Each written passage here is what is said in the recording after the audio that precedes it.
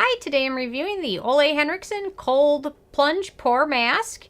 And really quick, I just want to say I purchased all these products with my own money, so if you want to help keep the channel independent, please check out my products at the Amazon link below. So, welcome to Total Request Tuesday, and it is Tuesday, and I've had a few people ask about Ole Henriksen and specifically their new Cold Plunge Pore Mask, which I've had, went through several samples of this actually. I think I went through 4, which is almost like the equivalent of an entire bottle. But anyway, so she asked about if this was good or not, if she should purchase the full size. Sounded like she tried a few sample sizes like I did. And I'm going to let you guys know my thoughts on it based on my Sarah score scale.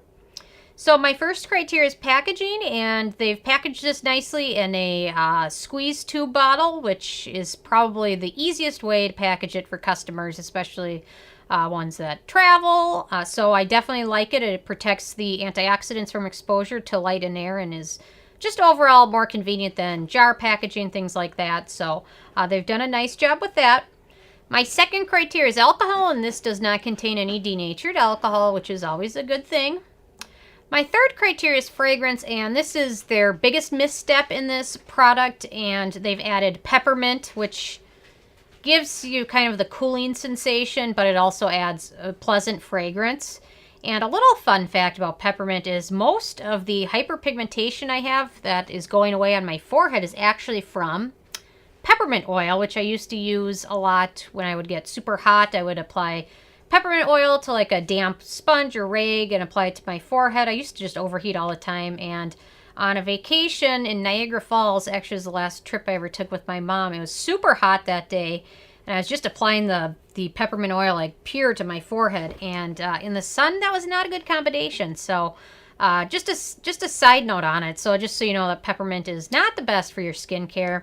The nice thing with this mask, though, is the peppermint is halfway down the ingredient list, and it's a rinse-off product, and you're not going to be using it out in the daylight. So it's not as big of a concern, but it still has the potential to irritate or sensitize skin, especially if you have very sensitive skin. So just something to be aware of if you've had issues trying this in the past. That's possibly why. My fourth criteria is the manufacturing location, and this is made in the U.S., so I don't have any issues with that. My fifth criteria is ease of use, and it's very easy to use. Actually, it's got a very fun color to it, and when you apply it all over your face and your dogs look at you, they will be confused if you have dogs or cats or pets, because it turns your face kind of a turquoise color, which is just from dyes, but definitely kind of fun. But it does, you want to leave it on your skin. Use it maybe 2 times a week. If you're looking for significant exfoliation from the alpha-hydroxy acids, your best bet is to use a leave-on exfoliant. But using this 2 or 3 times a week will certainly help. But on the other days of the week, you're definitely going to want to use a good, gentle, fragrance-free, alcohol-free leave-on exfoliant. But very easy to use. You'd leave it on I usually left it on about 10-15 minutes and then rinsed it off. So very easy to use, fun to use. The color's fun. It doesn't really do anything, but definitely will kind of frighten people or pets. So once in a while, it's good to scare them a little bit. Keep them on their toes, literally. My sixth criteria is antioxidants, and this definitely has some good antioxidants in it, mostly acids such as salicylic acid, lactic acid.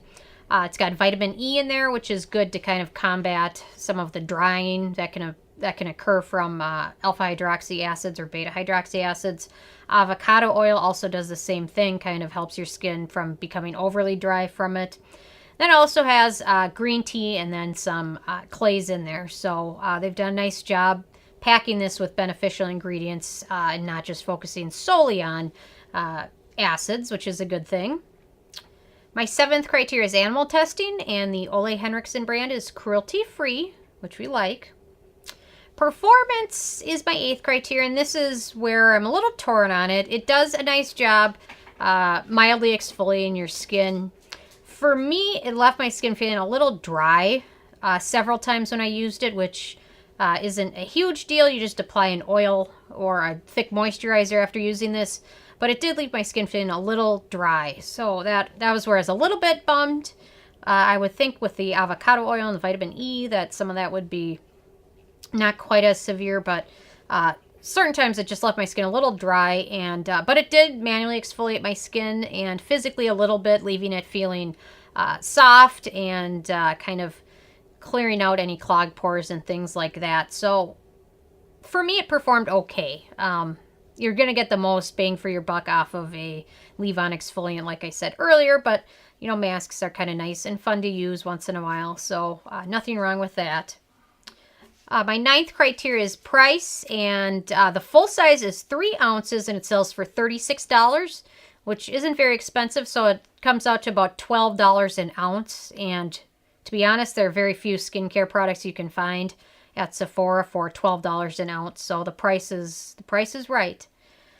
And then my 10th criteria is the it factor, and had they left out the peppermint, I would have given them the it factor. I really wish they would have chosen to leave that out. I know they like it for the kind of cooling sensation it gives off and the pleasant scent, but this product would have been much better without it. So that's kind of the only thing I can really fault this product for, is that inclusion of it, which you know, like I said, it's rinse off. You're not going to be using in the daytime or out in the sun, and it's halfway down the list. So it's not as big of a misstep, but it is one. So overall, this mask got a 7 out of 10 on the Sarah Score scale, which is pretty good. I'm kind of harder on masks, I think, than most other products, because mask only has 10 minutes to do something, and it really better do that in that 10 minutes. So I always am a little bit harsher with my grading of them. So anyway, so that's my second Total Request Tuesday. So leave me a comment if you have suggestions.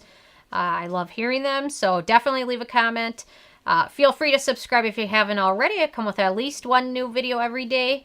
And check out nobsbeauty.net and the Amazon link below. And tomorrow is Wildcard Wednesday. So what I'm coming up with, you'll see tomorrow. So stay tuned.